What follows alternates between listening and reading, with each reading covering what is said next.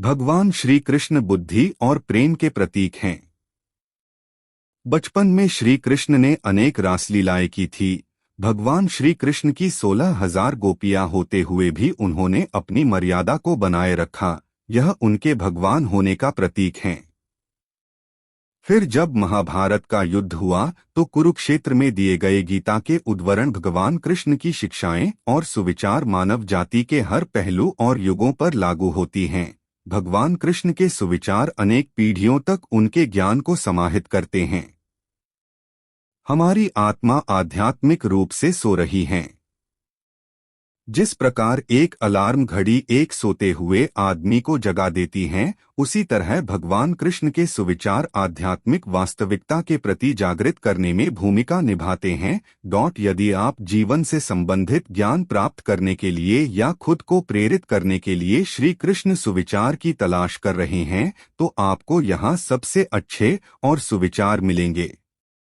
भगवान कृष्ण करुणा, कोमलता, प्रेम के देवता हैं और भारतीय देवताओं में सबसे लोकप्रिय और व्यापक रूप से पूजनीय हैं। भगवान कृष्ण ने अपने प्रेरक शब्दों से अर्जुन को कुरुक्षेत्र युद्ध में प्रेरित किया है।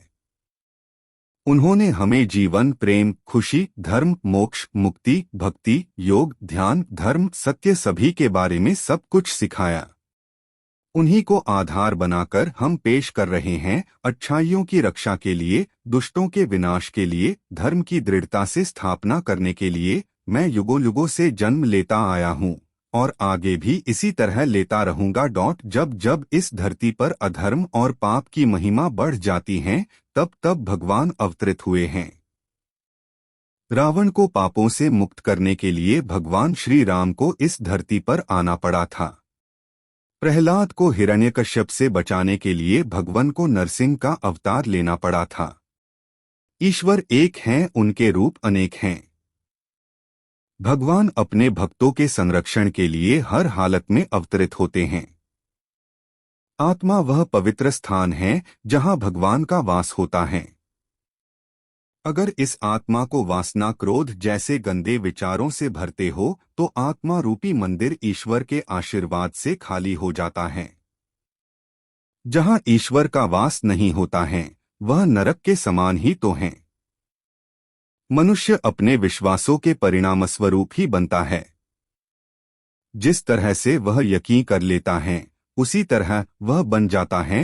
अगर आप किसी एक विषय को अपना लक्ष्य बनाकर उस पर सतत चिंतन मंथन करते हैं, तो निश्चित ही आप उसको हासिल कर लेते हो। इसके लिए आपको उस विषय को स्वीकार करना होगा, उसको मानना होगा।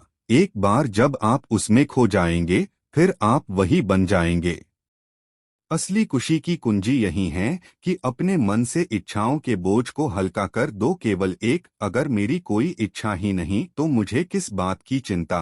किसी के पास कुछ होने और मेरे पास न होने का दुख इसलिए होता है क्योंकि मैंने भी उस चीज से दिल लगाया जो मेरे पास नहीं है, और वह मैंने किसी और के पास देखी। जिस दिन मेरी इच्छाएं खत्म हो जाएगी, मेरी सारी चिंताएं खत्म हो जाएगी। कुछ पाने की चाहत आप जितनी अधिक रखते हो, आप उतने ही निराश होते हैं। अगर कुछ मिल जाए तो खुशी का ठिकाना नहीं, अगर कुछ न मिले तो दुख का पहाड़ टूट पड़ता है। ये हमारी चाहत ही तो है जो परिस्थितियों के अनुसार हमको बार बार विचलित करती हैं। क्यों न कुछ ऐसा किया जाए जिनसे हमारी सारी चाहत खत्म हो जाए। फिर कुछ मिले या न मिले, हम निराश नहीं होंगे। आपको जो करना है उसी को करो। घमंड से मत करो, कामना से मत करो, द्वेष भावना से मत करो, बल्कि प्यार, दया और विनम्रता से करो। आपको क्या लगता है, आपने जो किया उसका परिणाम वही मिलेगा जो आप सोच रहे हैं।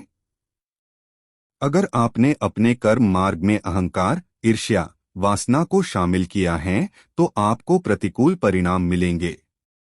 अपने कर्मों की गति में प्रेम, करुणा को शामिल करें। आपको अपने हर कर्म का सत्फल मिलेगा। जिसने अपने मन पर विजय प्राप्त कर ली है, उसके लिए मन सबसे अच्छा मित्र है, लेकिन जो ऐसा करने में असफल रहा है, उसके लिए मन सबसे बड़ा शत्रु है।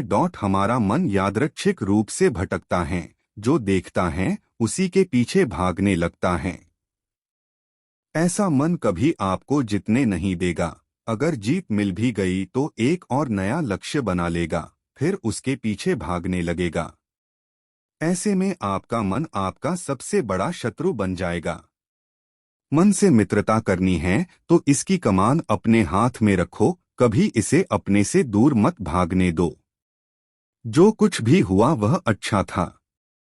जो हो रहा है वह अच्छा चल रहा है। जो होगा वह भी अच्छा ही होगा। भविष्य के बारे में चिंता मत करो। वर्तमान में जियो।